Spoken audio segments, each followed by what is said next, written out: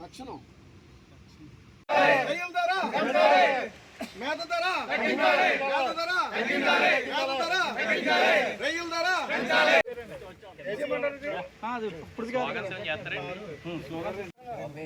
పెంచిన ఫీడ్ ధరలను వెంటనే పెంచిన ఫీడ్ ధరలను వెంటనే పెంచిన ఫీడ్ ధరలు వెంటనే రొయ్యల ధరలు వెంటనే పెంచిన ఫీడ్ ధరలు వెంటనే పెంచిన ఫీడ్ ధరలు వెంటనే పెంచిన ఫీడ్ ధరలు వెంటనే రొయ్యల ధరలు వెంటనే రొయ్యల ధరలు వెంటనే రొయ్యల ధరలు వెంటనే ఆక్వా రైతుని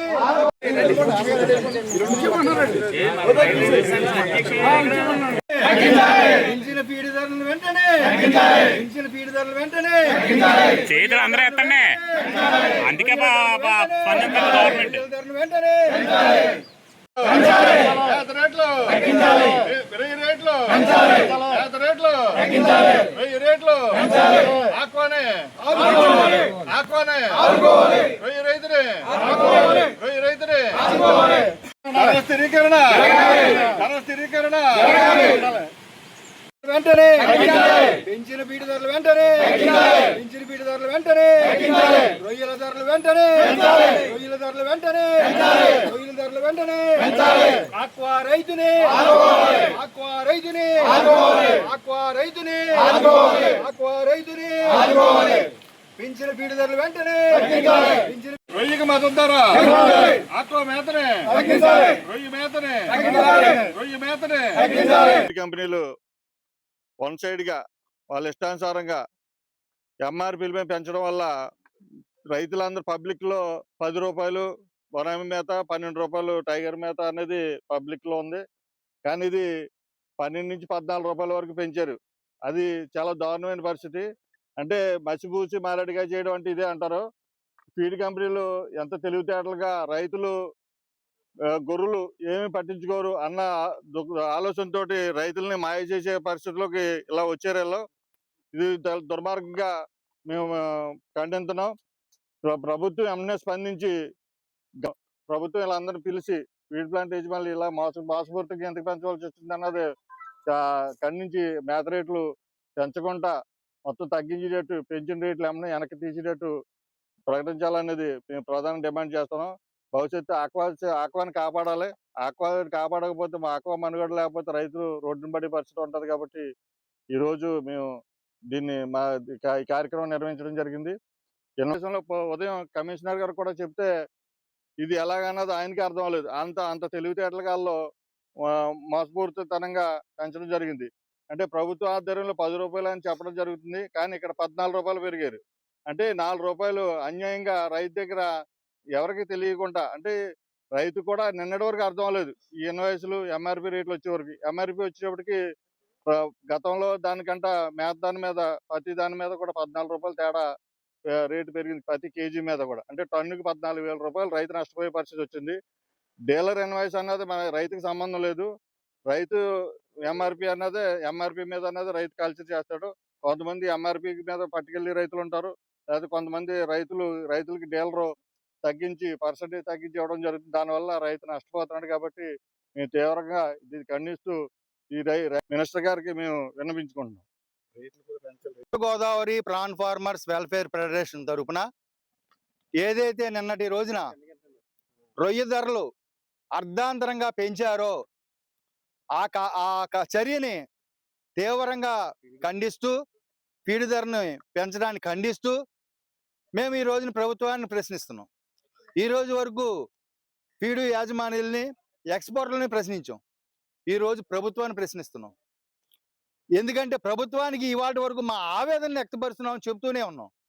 మా ఆవేదన ఫీడు ధరలు పెంచుతున్నారు, దాని సమంజసం కాదు, తగ్గించినప్పుడు తగ్గించకుండా పెంచినప్పుడు మాత్రమే పెంచుతున్నారని చెప్పడం, ప్రభుత్వానికి లెటర్లు పెట్టడం, సమావేశాలు కేవలం ఫీడ్ మీదే జరగడం, ఆ సమావేశంలో ఎక్కడా కూడా ఫీడు ధర పెంచడానికి ఏకాభిప్రాయం రాకపోయినప్పటికీ అర్ధాంతరంగా పెంచారంటే ఇది ఈరోజు ప్రభుత్వ అనుమతితో పెంచారా లేక మళ్ళీ వాళ్ళే పెంచారా?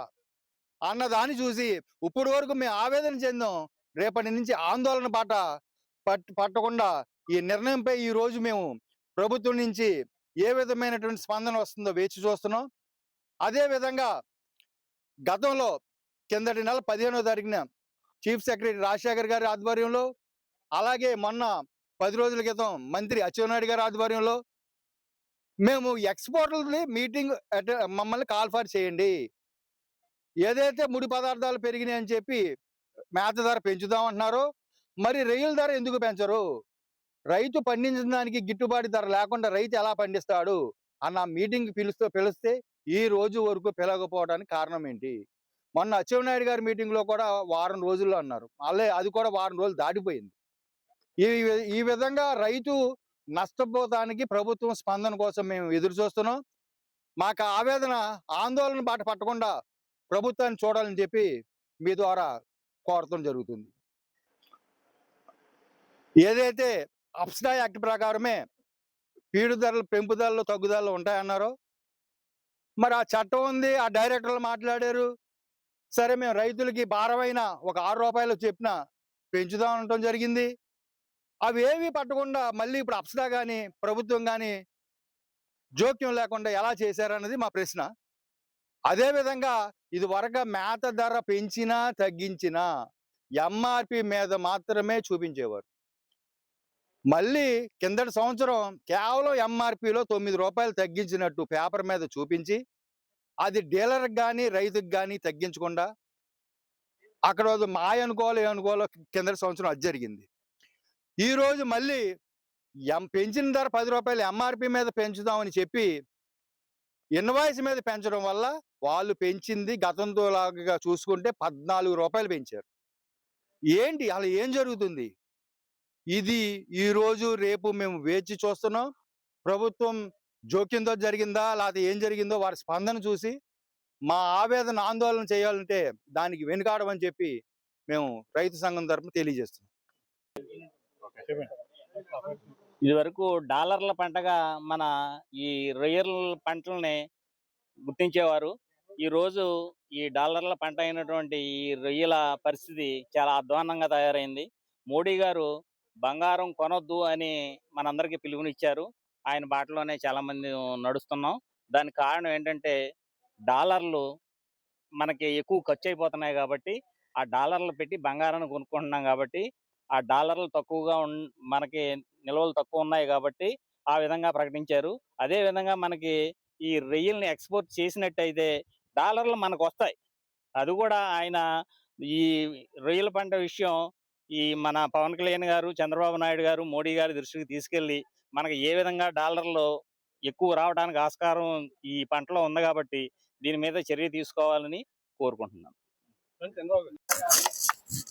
ఈవేళ కూటమి ప్రభుత్వం వచ్చిన తర్వాత మన ఈస్ట్ వెస్ట్ గోదావరిలో మరి వాళ్ళు ఒక ధాన్యమే కాదు, మరి అంతర పంటలను కూడా ప్రోత్సహించాలని మరి మీటింగ్లో సీఎం గారు కానీ డిప్యూటీ సీఎం గారు కానీ అందరూ చెప్తున్నారు.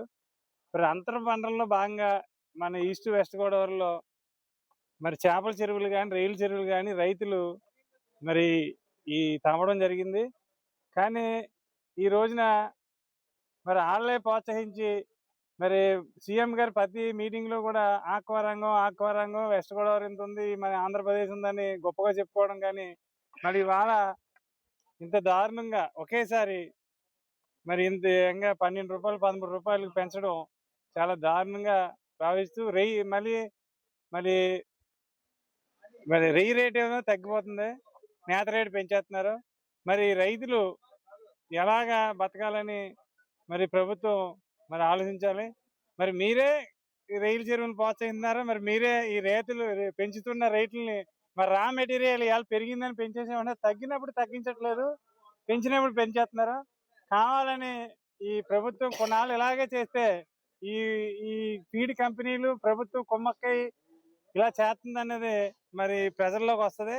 మరి ఇవాళ ఈ కూటమి ప్రభుత్వం ఇది మేలుకుని రైతులకి మరి రైతు నాయకులు మాటలు విని మరి తగ్గించాలని కొద్ది టైం తీసుకుని మరి రైతులను కూడా ఆదుకోవాలని నేను ఈ కూటమి ప్రభుత్వానికి విజ్ఞప్తి చేస్తాను.